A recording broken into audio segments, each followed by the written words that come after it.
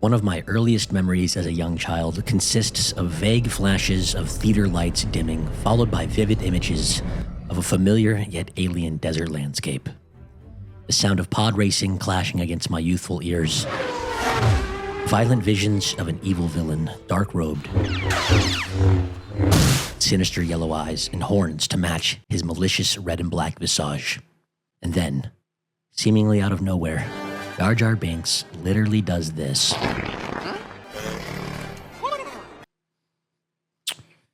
And there goes the nostalgic mirage, previously painting my vision with rose colors. It was at this moment in the theater, on what could be considered my upwards of 100th rewatch of this film, that I truly saw it for what it was, an unmitigated disaster piece. First, we must ask the question, what constitutes a true disaster piece? When using this newly coined term, I find myself thinking of films like The Room, maybe even Madame Web more recently. But these types of films lack something at their core that Star Wars uses to its advantage. They use something called mythology, lore, a clear vision of a new yet familiar enough world with larger-than-life aspirational themes and heroes to root for, ideologies that favor the common ideas of light and dark. Oh, and lightsabers and cool Force shit. However superficial these things may be, it seems that even when poorly executed, the Star Wars prequels managed to create a social pop cultural impact that most disaster pieces wished they could experience. Now, what do I mean by this? Well, guys, if you want to feel old, if you want to feel young, here's where I begin my discussion on 25 years later, The Phantom Menace. Because oh boy, has this film aged. And also, has it not aged? I'm going to break down this dichotomy of why Star Wars The Phantom Menace is a disaster piece, in my opinion. Meaning it's both iconic and terrible at the same time. So, here's The Phantom Menace 25 years later. The Phantom Menace revisited, or whatever you want to call it. I'm gonna just be rambling now about my experience watching it in the theater recently, as it's been re-released, at least in the US, I think, maybe even globally, for its 25th anniversary. Okay, where do I begin? Now, when it comes down to it, you have to end up comparing The Phantom Menace and the prequels to the sequels and to the original trilogy. And when I find myself doing that in my head, I feel like the Phantom Menace feels like it bridged the stylistic visual storytelling gap from the original trilogy to the prequels. I feel like it bridged that gap visually a lot better with the camera work, the sets, and even some of the acting. It felt more of that era than the sequels did. The sequels have this shiny bow, shiny, glossy, put a bow on it feeling, corporate feeling that doesn't appear in The Phantom Menace or the prequels. It feels more, even though the acting is kind of deadpan, it feels like it has more soul than the sequels. I mean, if we're going to break it down too visually, some of the VFX in this movie hold up and even make films like Rebel Moon look like university projects. Some of the shots, granted, in this movie are terrible. There's a sunset sequence where I think QuiGon and Obi-Wan or somebody, two characters are on a terrace on a balcony, and there's a sunset and a CGI background, and it looks like a Windows 98 screensaver or something like that. It's not good. It's not good. But, however, I will say, when it comes down to the best scenes in this movie, they look phenomenal. And some of the casual CGI in this movie still looks phenomenal. But it's a dichotomy because occasionally you'll catch a shot or two that just look totally green screened, and you can tell. And that's where the film doesn't hold up. It's got this disaster piece dichotomy. Some of the shots, some of the CGI is masterful. The other half is disasterful. It's crazy. When you look at the pod racing scene, especially, everything from the sound design to the cinematography, and then the actual verisimilitude of feeling the pod racing as a real thing happening in front of you. It's actually incredible. Way better actually in a theater than it is on your home TV or laptop. It feels a lot more real in the theater. I think it's the sound design too, kind of doing a lot of the work, but still, some of those pod racing scenes, a lot of the shots hold up so well that it, even with the rest of the movie being shaky, the story, the acting being shaky, it's these themes and these masterfully done sequences that create this world that we want to live in, despite the movies not living up to the potential. That's kind of what I'm getting at with this disaster piece idea. And forgive me, I'm spitballing here. I wrote the earlier part of this video as a script, and now we're just going off topic, ranting about my experience in the theater with the Phantom Menace, comparing it to modern films, comparing it to the old films, comparing it to how I felt watching it when I was younger, which is a whole different ball game. Because when I was younger, guys, I didn't think this movie could do any wrong. I didn't think these movies could do any wrong. I knew Revenge of the Sith was the best out of the three, but I never saw anything wrong with the films when I was a kid. It was just a fun Star Wars experience. I bought the toys, I played the video games. It was Star Wars. You watch it, it's good. Now, when I sit there in the theater and I see a scene of, I don't know, 1,000 Gungans going into an open field just to plant a shield and wait, I'm like, what are these writers thinking? What is the actual machinations behind this scene? It seems like let's just put toys on a table and play with them at points. And there's another scene where, if we're going to get into poor writing or poor execution rather, there's a scene where I believe Qui-Gon Jinn and Obi-Wan just casually take out like 3 droids or guards, and they just walk into the main hangar. No access card needed, no extra like hoops to jump through to get into this really important room that's going to drive the plot forward. It's guarded by like 3 droids. They just walk in, the door opens automatically for them. It's writing like that, it's moments like that where this film starts to reveal itself. And it kind of disappoints me as an adult, really trying to still feel the magic of the movie when you actually turn your brain on and think about some of the ways scenes go down in this movie. It just doesn't make sense. Like at one point, Anakin hops into a rebel or a Republic fighter ship just because R2-D2 automatically gets put in the ship by the plot. I don't know why. I don't know what's going on. Some of the writing in this film just does not hold up. And then you get to the iconic Darth Maul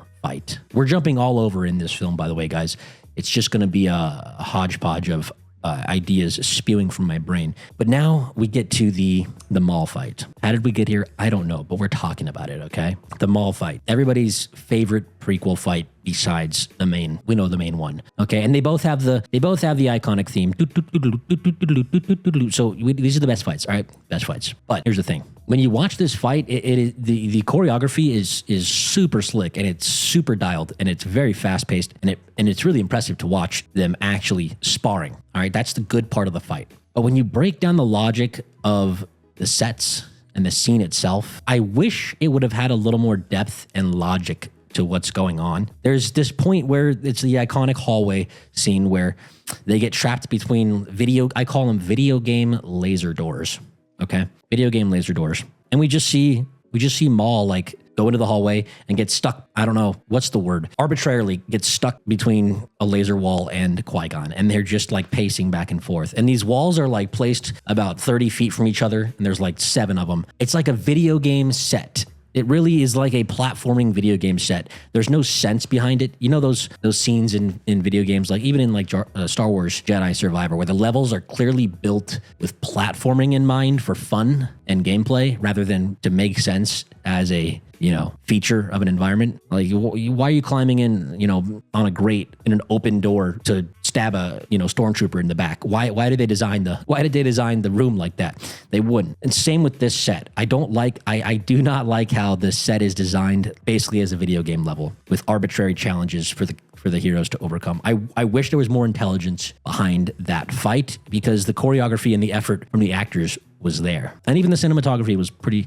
fun to watch. You could make sense of everything. It wasn't Jason Bourne on crack, But anyways, I digress. The Maul fight, the environment building and the use of the environment didn't make a lot of sense. If you want me to improve it on a quick whim here, I would say that those laser doors at least should have been activated by Maul in some sort of like really smart way where he cuts through a panel on the wall and drags his lightsaber, and as he's dragging it, all the walls start going up. Something like that. Just a little more playful and logical with the environment being a factor in the fight. That's what ruined it for me. That's what kind of took me out of it when I actually paid attention to the film. Now, other things. I do want to circle back and talk about Jar Jar Binks, as he was the main reason why my brain turned into overdrive and started criticizing the movie. He actually made my theater laugh a couple times. I don't know if it was a pity laugh or just that's classic Jar Jar. Everybody's Star Wars fans there, so you're gonna get a good crowd to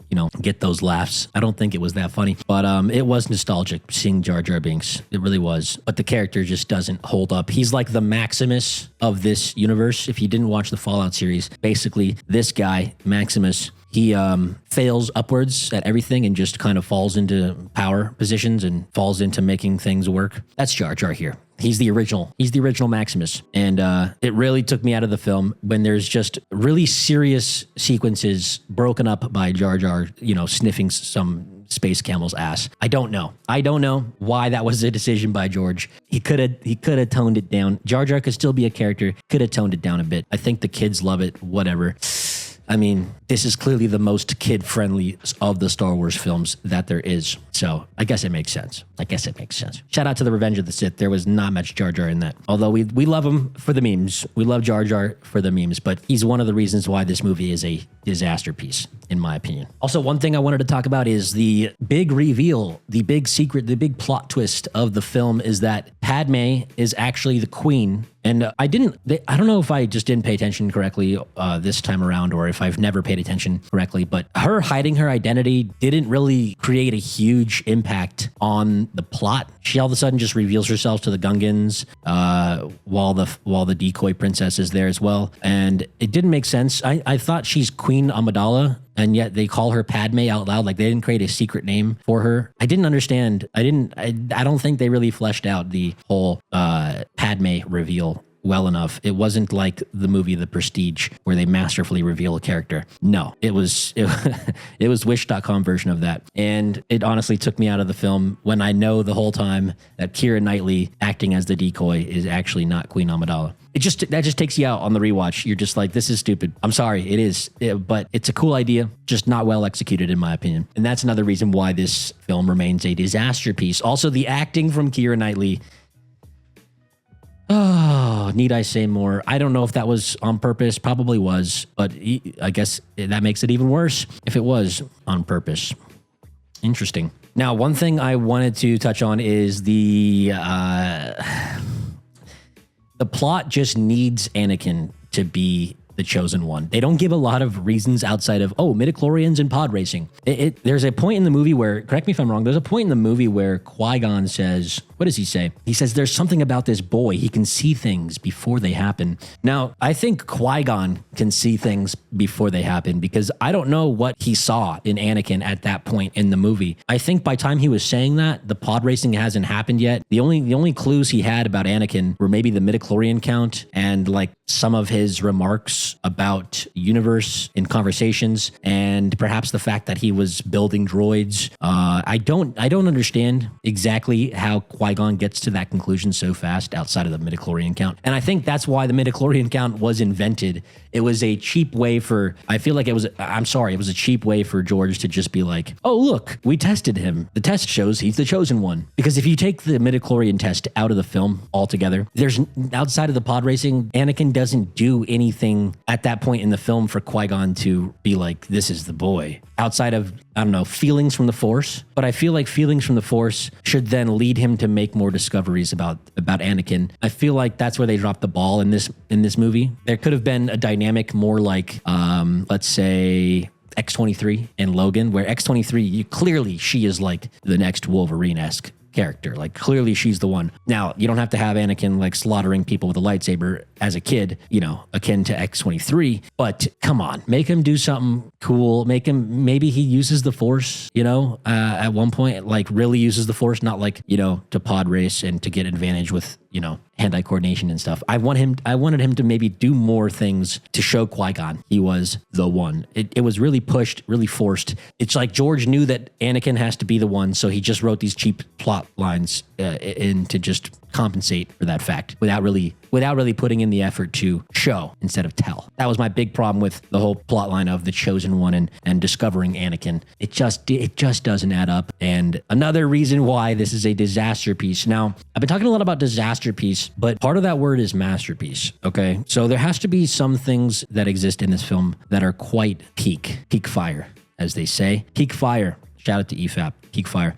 Peak Fire. Let's talk about Peak Fire in this movie, guys. Pod racing, absolutely menacing. See what I did there? This scene is probably the best in the movie by far. The verisimilitude of these alien species and a little boy riding around on hover devices in the middle of a desert. You feel like it's real. You believe a boy can pod race in this movie. I did. I believed it. It felt real. The sound design is bar none, still to this day, some of the best sound design on sci-fi racing, which is a niche category. But I'm talking about any kind of racing scene. The sound design is incredible. When you hear the speeders go by and it's that's iconic. It's another iconic use of editing techniques and sound design to create this world, to create this almost inspirational feeling out of you, to really get your blood flowing and make you feel something at an instinctual level when you watch the pod racing scene. That's when the movie just kicks up and you're like, wow, why can't the rest of the movie be this exciting? And I think the sequels kind of took that feeling and overdid it, and everything was just, let's go, go, go, go, go. This movie was slow, slow, slow, slow, slow, go, go, go, go, go, slow, slow, slow, slow, slow. If that makes any sense. I'm rambling so hard right now. I'm sorry. If you reached this far in the video, I love you. Like, comment, subscribe, yada, yada. Anyways, the pod racing scene was absolute peak. Even though some of the CG, you could, if you really look at it, you can kind of, see through the cracks. For the most part, especially if you're looking at it through the lens of this was 1999. It's incredible. It's incredible. Now we go back to the mall fight as well. The choreography mixed with obviously the most iconic symbol of Star Wars, lightsabers. You're not going to find better choreography in almost any of the films than you do here. It's a shame that the film didn't wrap that choreography in something better. The crutch of the film ended up becoming these heightened action scenes. And it's because the rest of the film is, I would say, dare say, poorly written or poorly expressed, that these scenes do stand out so much and carry film. I also really like the Sumi. I like the tech. I like the gear porn, as they say. When Qui-Gon and Obi-Wan are diving into the water, they put on the rebreathers. I thought that was cool as shit. I always wanted that as a kid, not gonna lie. So it's little things like that that build the world and make the universe seem fun to play in, fun to live in, aspirational. You want to be there. From going down to the Gungan city, which, to be honest, I give them props for doing underwater shit in 1999. It was cool as hell to see them go down to this Gungan city. Again, world building. Although the Gungans are kind of just big buffoons. They're just big buffoons. What can I say? They're big goons. Goon buffoons. Buffooning goon. I'm going to stop there. But yeah, just all the locations they're able to go to. That's why you like Star Wars. One of the reasons why. Obviously, we prefer the original trilogy for the most part, the writing and storytelling in that. We prefer to have that as well. But one of the reasons why you visit Star Wars is sort of a theme park-esque, mindset, kind of like an Avatar Way of Water mindset, where you kind of go just to be there. And I'm sorry, I hate to admit it, even when they release bad Star Wars movies, I go, even if I'm going to crap on the film, I go just to be there. I still have that hope. It's now an old hope, not a new hope. So yeah, I'll continue to shit on some of the films and the way these films are made, but I'll still continue to go. I don't know why. Listen, you got to have hope, at least a little bit. However, that brings me to, let's say, the final act of this rant. And we're going to talk about the final act of this film in the rant. I want to go over one of the scenes that is the funniest scene in the entire, like, bar none, Jar Jar Binks aside, sniffing shit, whatever. One of the funniest scenes in this goddamn movie is right here, where Padme and her troops hop out a window. They all grapple hook up like it's Spy Kids fucking 2, and they go up one floor, I think, super slowly. And it's played up like this hero moment of like, look what they're doing, amazing escape scene. And it just, when you watch it in 2024, it comes off, like I said, like a goddamn Spy Kids movie. It is borderline Austin Powers level of comedic gold. Okay, I think I was the only one laughing in the theater when they did this. The theater was dead silent when they did this. It was like the funniest 10 seconds of my day right there. The grapple hooks just slowly going up one floor. It was just, oh man. They thought they had this huge, great action scene, and it just plays out like freaking Blue's Clues, man. Snooze fest. Funny as hell, though. I appreciate it for that on that level. Now, this is pod racing. Yes, Anakin is a Mary Sue in this scene, guys. He just gets into the starship. or the fighter ship, and he just wrecks shop on accident. He goes full Jar Jar Binks. Seemingly, I don't know. You know, he's just pressing buttons and winning. You know, he's like the little kid you hand the controller to. It's not even plugged in, and you beat the final boss. He thinks he won. I don't know. It was that kind of level of nonsense on the final act from Anakin. Now this is pod racing. And I don't know. The movie just tries to tie this. It tries to tie up this epic battle scene as if like the galaxy was just kind of saved. Like there's a parade and everything, and it tries to be like the original trilogy, and it just never reached the emotional heights and weights of the original trilogy during the film. So when you see that parade at the end, you're kind of like, this is it. Like, I don't know. It's really an anticlimactic ending. Such a part one of a movie. You know, like you're just like, can we get to Revenge of the Sith already? Where's Darth Vader? You know, that's how you feel by the end of this movie. You don't want to see Anakin again until he's grown up. And you don't really know what to feel. You're just kind of like, wow, that happened. You're like, wow, that happened. But this is pod racing. Now this is pod racing. That's why that's why I went to the movie. I wanted to see the pod racing scene and Darth Maul, even though the fight logic was garbage. Guys, there's so much shit I could talk about in this film. If you guys want me to make a, I don't know, like a Longman Mauler-esque 2-hour escapade, I could turn this into a real script. But I thought I would rant today and just talk to you guys. Anyways, hope you had a nice day. Hope you enjoyed the video. This has been Stark Cinema. Like, comment, and subscribe down below, guys. See you on the next one. Love you 3000.